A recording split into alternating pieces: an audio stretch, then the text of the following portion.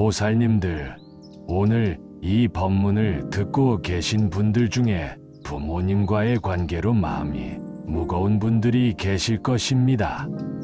명절이 다가올 때마다 가슴이 답답해지고 전화 한 통이 울려도 받기가 두려운 그런 경험 있지 않으십니까? 부모님의 말씀 한마디에 예전의 상처가 되살아나고 나도 모르게 방어적인 태도를 취하게 되는 그 순간들 말입니다. 어떤 분은 부모님의 간섭이 너무 심해서 숨이 막힌다고 하십니다. 또 어떤 분은 부모님이 자신을 이해해주지 않는다며 서운함을 토로하십니다. 심지어 부모님과 같은 공간에 있는 것조차 불편하다는 분들도 계십니다. 이러한 갈등은 단순히 세대 차이만의 문제가 아닙니다. 그 안에는 서로에 대한 기대와 실망, 사랑과 집착, 그리고 풀리지 않은 오래된 상처들이 복잡하게 얽혀 있습니다.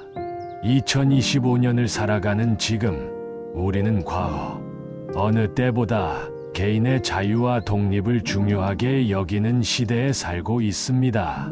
하지만 전통적인 효 사상을 중시하는 부모, 세대와 현대적 가치관을 가진 자녀 세대 사이의 간극은 점점 더 벌어지고 있습니다. 부모님은 자식이 자신의 뜻을 따르지 않는다며 서운해하시고, 자녀는 부모님이 자신의 삶을 인정해주지 않는다며 답답해합니다. 이런 갈등 속에서 서로 상처를 주고받으며 본래 가장 가까워야 할 관계가 오히려 가장 고통스러운 관계가 되어버리는 것입니다. 보살님들, 그러나 부처님께서는 이미 2500년 전에 이러한 부모, 자식 간의 갈등을 깊이 통찰하시고 그 해결의 지혜를 남겨주셨습니다. 오늘 이 시간, 부모님과의 갈등을 현명하게 해결하는 부처님의 지혜 4가지를 함께 살펴보고자 합니다. 이 가르침들은 단순한 이론이 아니라 실제로 우리의 삶 속에서 적용할 수 있는 구체적인 수행법입니다. 이 법문을 통해 보살님들께서 부모님과의 관계에서 평화를 찾고 서로에게 진정한 위안이 되는 그런 관계로 나아가실 수 있기를 간절히 기원합니다. 그럼 지금부터 부처님의 지혜를 하나씩 살펴보도록 하겠습니다. 첫 번째로 부모님을 있는 그대로 보는 지혜에 대해 말씀드리겠습니다. 우리가 부모님과 갈등을 겪는 가장 큰 이유 중 하나는 부모님에 대한 우리의 기대 때문입니다. 우리는 부모님이 완벽하기를 바라고 언제나 우리를 이해해 주시기를 원하며 우리에게 상처를 주지 않기를 바랍니다. 하지만 부모님도 우리와 같은 범부이며 번뇌를 가진 중생이라는 사실을 잊어버립니다. 금강경에 이런 말씀이 있습니다. 범소유상 계시허망 약견재상 비상 즉견열애.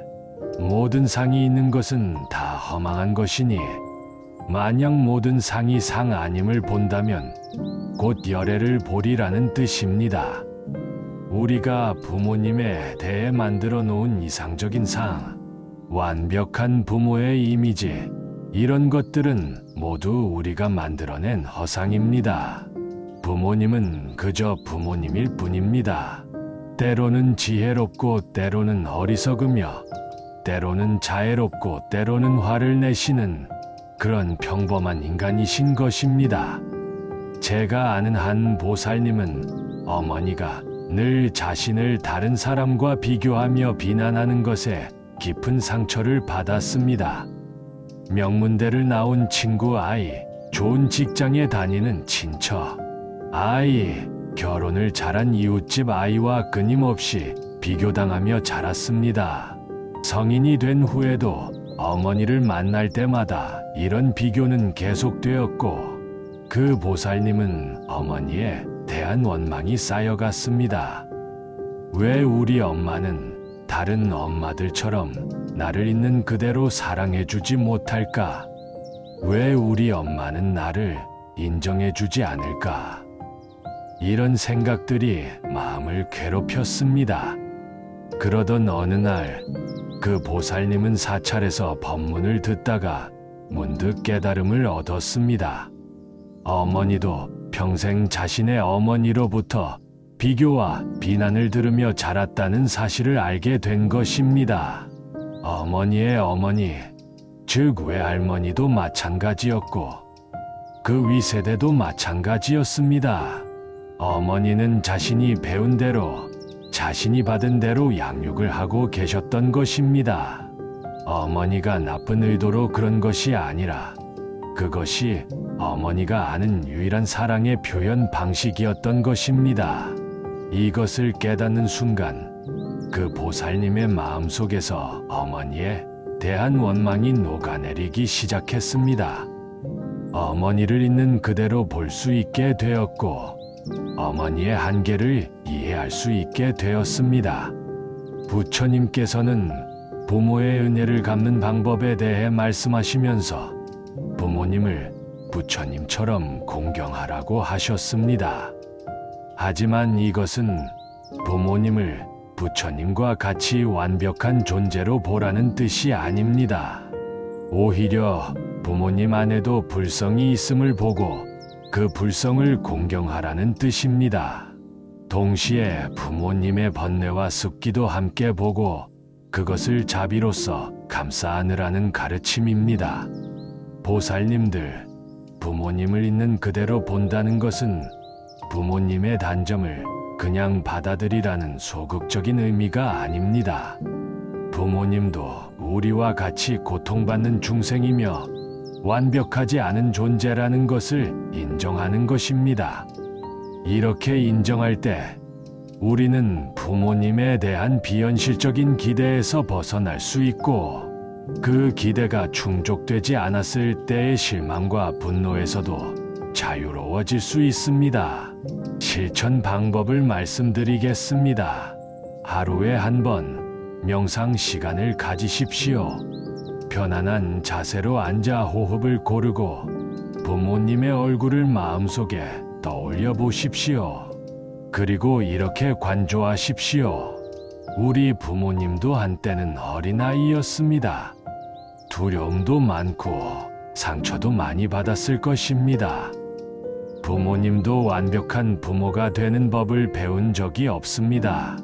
부모님도 최선을 다했지만 부족했을 수 있습니다.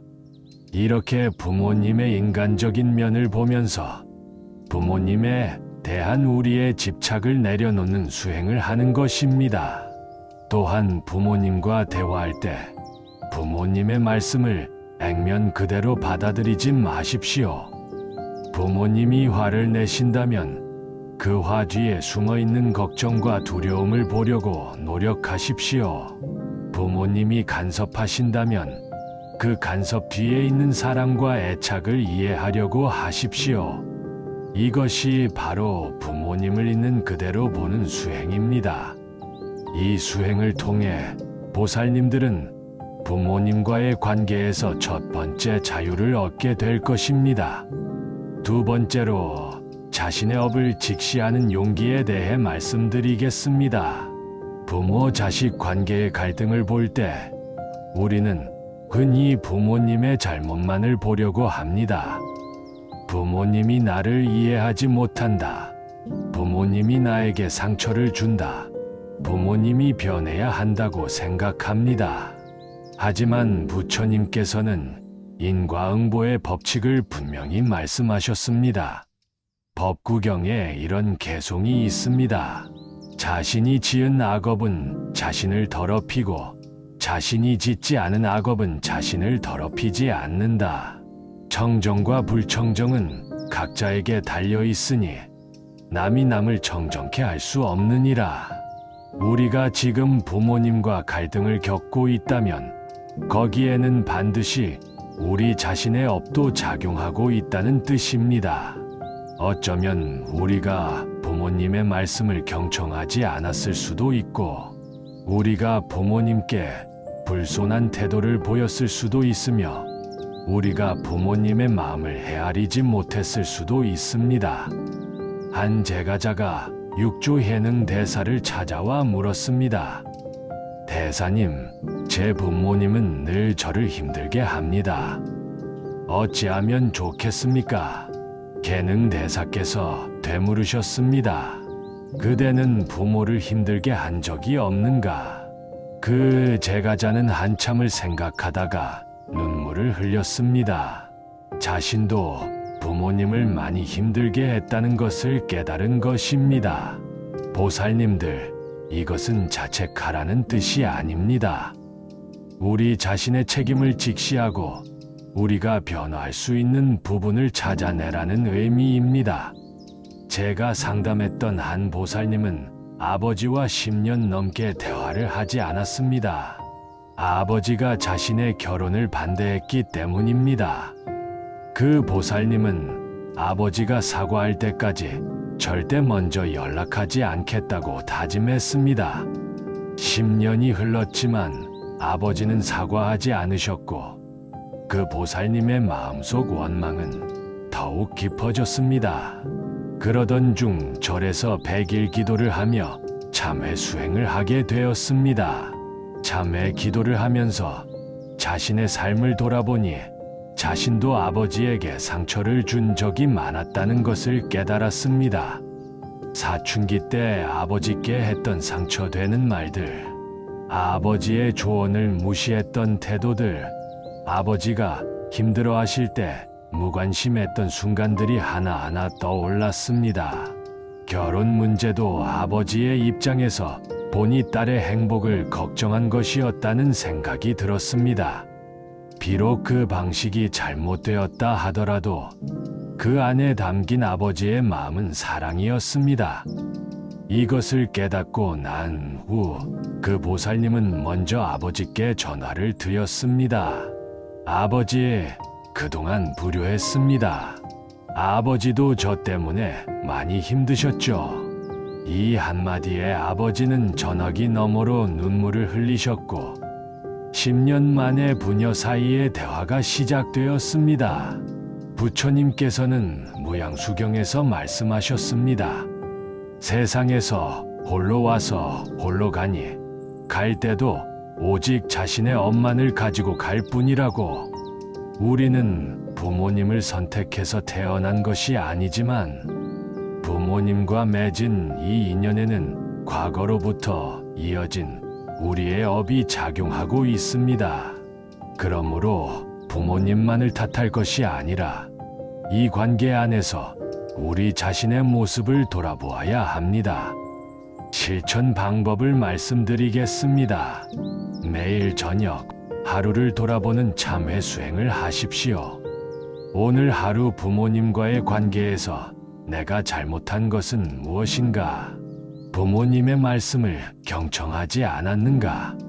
부모님의 마음을 헤아리려 노력했는가? 내 편의만을 생각하지 않았는가? 이렇게 자신을 돌아보는 것입니다. 그리고 참회의 개송을 외우십시오. 왕생아소자 개유무시탐진치 종신구이지 일체아금계 참회. 내가 옛날에 지은 모든 업이 다 무시일의 담진치로 인한 것이니 몸과 입과 뜻으로 지은 것을 이제 다 참회합니다.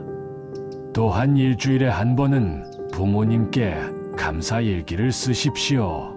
부모님이 나를 위해 해주신 일, 아무리 작은 것이라도 기록하고 감사하는 마음을 키우십시오.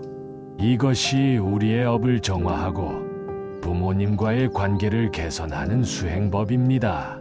자신의 업을 직시할 때 비로소 우리는 변화의 주체가 될 수 있습니다.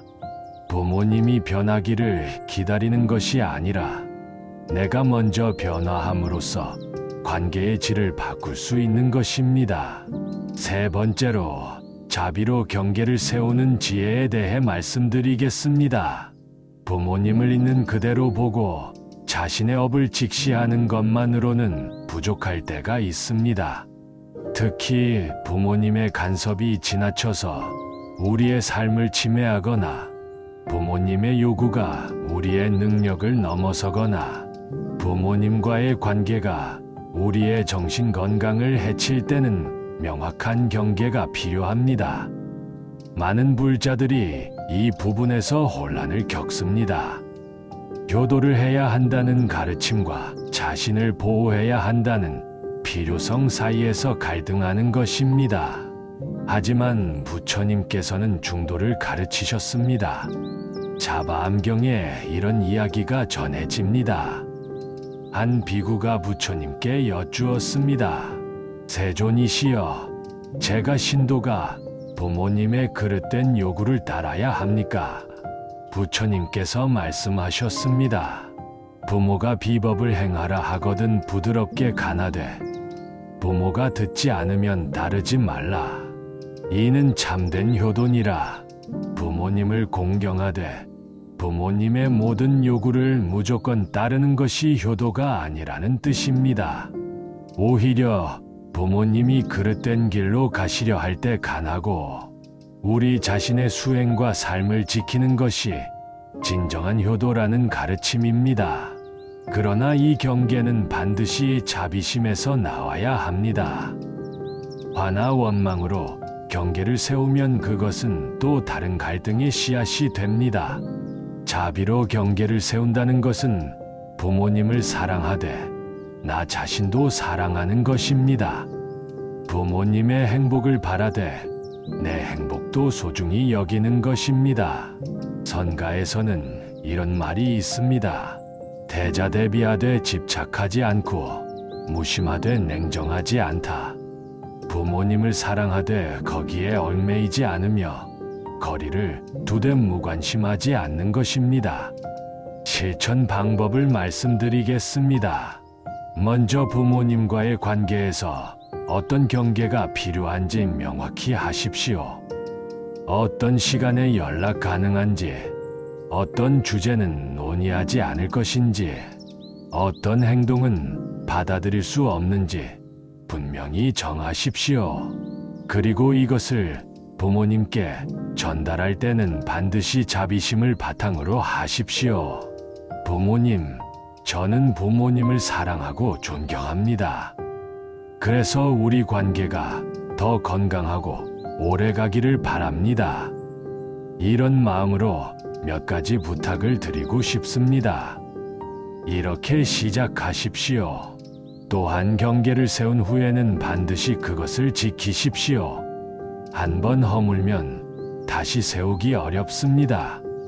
동시에 부모님께 더 깊은 관심과 사랑을 표현하십시오. 경계는 거부가 아니라 건강한 관계를 위한 틀이라는 것을 행동으로 보여드리는 것입니다. 매일 자비 명상을 하십시오. 부모님과 나 자신에게 모두 자비를 보내는 명상입니다. 부모님께서 평안하시기를, 부모님께서 고통에서 벗어나시기를, 부모님께서 행복하시기를 기원하십시오.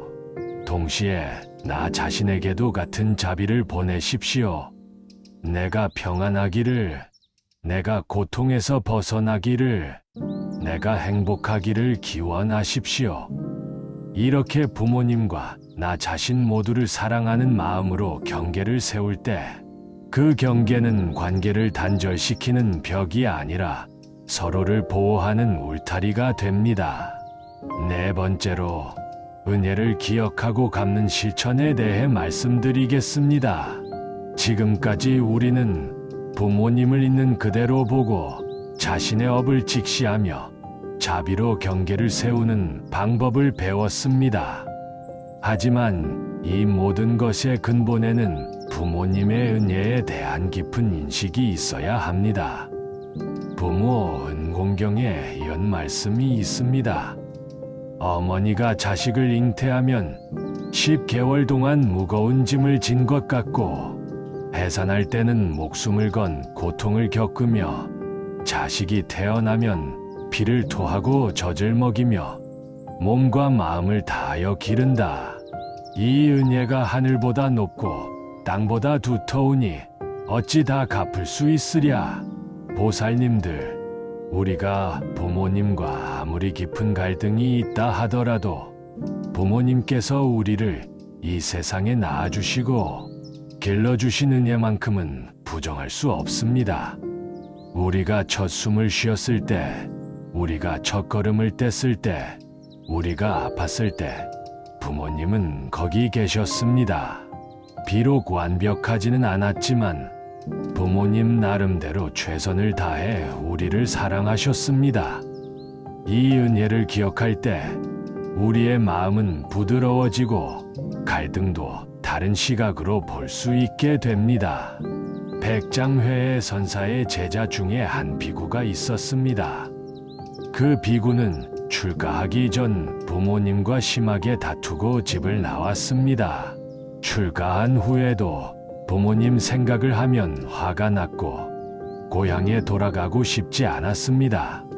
어느 날 백장 선사께서 그 비구에게 물으셨습니다.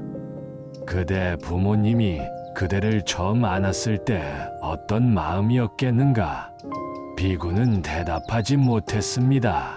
선사께서 다시 말씀하셨습니다. 그대가 아파 밤새 울었을 때 누가 잠을 이루지 못하고 그대를 돌보았는가? 그대가 처음 말을 배웠을 때 누가 가장 기뻐했는가? 그대가 넘어져 다쳤을 때 누가 가장 아파했는가? 이 물음에 비구는 눈물을 흘리기 시작했습니다. 오랫동안 잊고 있던 부모님의 사랑이 떠올랐기 때문입니다. 선사께서 말씀하셨습니다. 은혜를 잊고 원망만 기억하는 것은 한쪽 눈을 감고 세상을 보는 것과 같다. 양쪽 눈을 뜨고 보라. 원망도 있지만 은혜도 있지 않은가. 그날 이후 비구는 매일 은혜를 기억하는 명상을 했고 석 달 후 고향에 돌아가 부모님께 절을 올렸다고 합니다. 보살님들, 은혜를 기억한다는 것은 부모님의 잘못을 묵인하라는 뜻이 아닙니다. 부모님께서 우리에게 상처를 주셨다면 그것도 사실입니다. 하지만 동시에 부모님께서 우리에게 베푸신 사랑과 희생도 사실입니다. 이 양쪽을 모두 보는 것이 중도입니다. 그리고 은혜를 갚는다는 것은 단순히 물질적으로 부모님을 봉양하는 것만을 의미하지 않습니다. 물론 그것도 중요하지만 더 중요한 것은 부모님의 마음을 편안하게 해드리는 것입니다. 부모 은중경에서 부처님께서는 부모 은혜를 갚는 방법을 말씀하셨습니다. 자식이 정법을 듣고 수행하여 바른 길을 가면 부모님도 함께 공덕을 얻어 고통에서 벗어난다고. 우리가 바르게 살고 선한 마음을 내고 수행하는 모습을 보이는 것이 부모님께 드리는 가장 큰 선물입니다.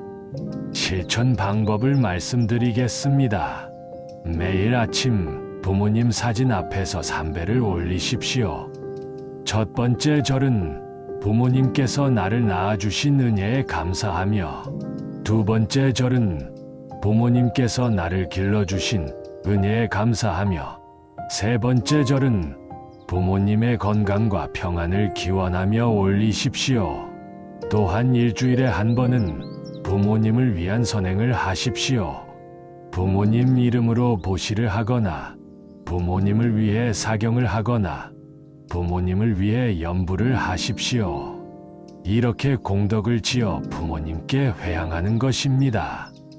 가능하다면 부모님과 함께 절에 다니십시오.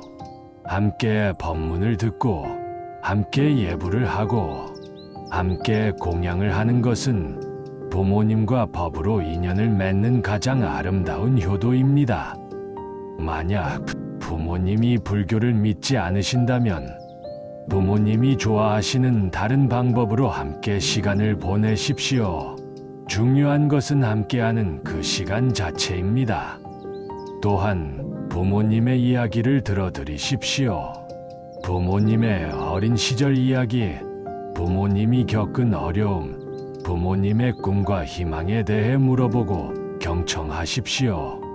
부모님도 한때는 젊었고 꿈이 있었으며 사랑하고 상처받았던 한 사람이었습니다.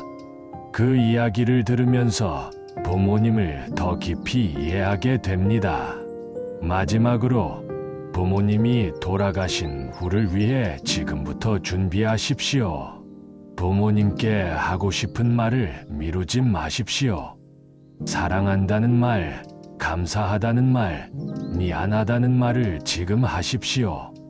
많은 이들이 부모님이 돌아가신 후 후회합니다.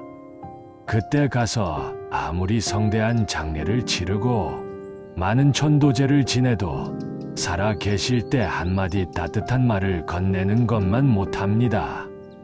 보살님들, 오늘 이 법문을 통해 부모님과의 갈등을 현명하게 해결하는 부처님의 지혜 4가지를 함께 살펴보았습니다. 첫째, 부모님을 있는 그대로 보는 지혜. 부모님도 우리와 같은 범부이며 완벽하지 않은 존재라는 것을 인정하고 부모님에 대한 비현실적 기대를 내려놓는 것입니다. 둘째, 자신의 업을 직시하는 용기. 부모님만 탓할 것이 아니라 이 관계 안에서 나의 책임과 나의 잘못을 돌아보고 내가 먼저 변화하는 것입니다. 셋째, 자비로 경계를 세우는 지혜. 부모님을 사랑하되 거기에 얽매이지 않고 나 자신도 보호하며 건강한 관계의 틀을 만드는 것입니다. 넷째, 은혜를 기억하고 갚는 실천.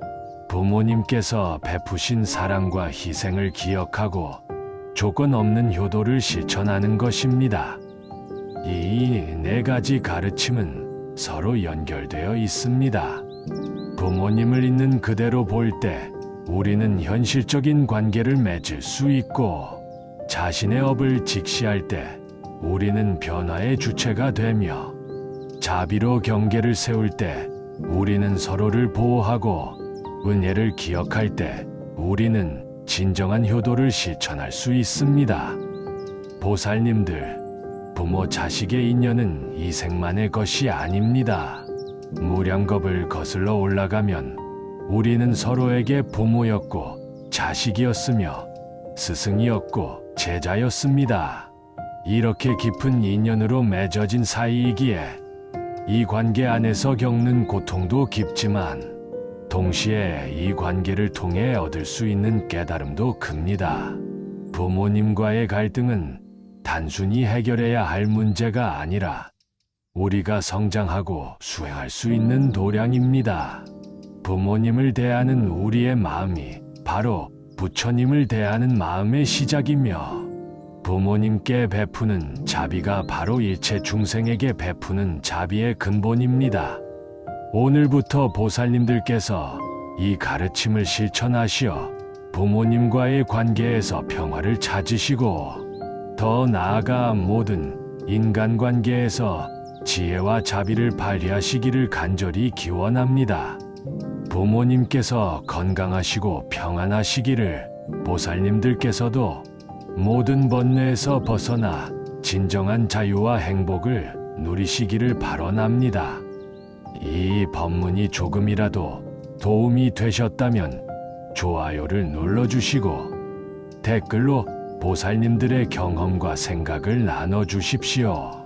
다른 이들에게도 이 가르침이 전해질 수 있도록 구독과 알림 설정도 부탁드립니다. 오늘 이 법문의 공덕을 우리 모두의 부모님과 조상님들께 회향하며 모든 중생이 부모 자식의 인연 속에서 서로를 이해하고 사랑하며 함께 성불하기를 서원합니다. 나무아미타불 관세음보살. 법우님들, 오늘도 좋은 하루 되십시오.